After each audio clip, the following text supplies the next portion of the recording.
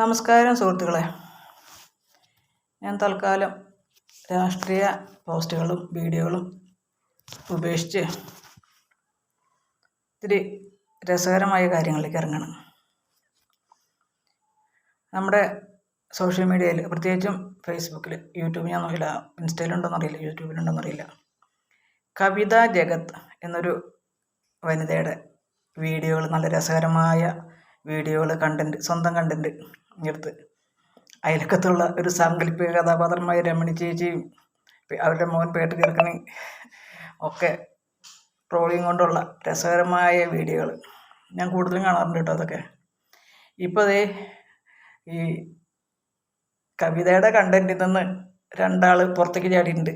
കുപ്പിയിൽ നിന്ന് ഭൂതം പുറത്ത് ചാടിയ മാതിരി രമണിയും പേട്ട് മുമ്പ് ചാടിയത് മോബി ഈശോ എന്ന പേരിലുള്ള പേട്ട് ചെറുക്കൻ, പിന്നെ സന്ധ്യ രഘുനാഥ് അങ്ങനെ തോന്നുന്നു, രമണി കാലയ്ക്ക് പൊളിക്കേണ്ട 3 പേരും കൂടെ അടിപൊളി. ഈ മറ്റുള്ള പ്രത്യേകിച്ച് രേണുസുതി, അങ്ങനെ പലരെ, പിന്നെ നാഗസൈരന്ധ്രി, അവരുടെയൊക്കെ വോയിസ് എടുത്ത ആൾക്കാർ റീമിക്സ് ചെയ്യാറുണ്ടല്ലോ.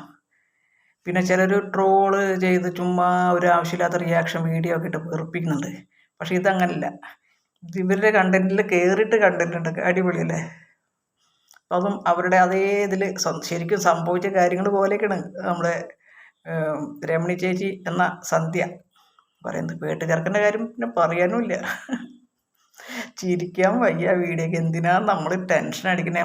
നമുക്കൊരു കാര്യമില്ലാത്ത കാര്യങ്ങളുടെ പിന്നാലെ പോയിട്ട് രാഷ്ട്രീയ ആര് ഭരിച്ചാലും കണക്ക് തന്നെ അല്ലേ.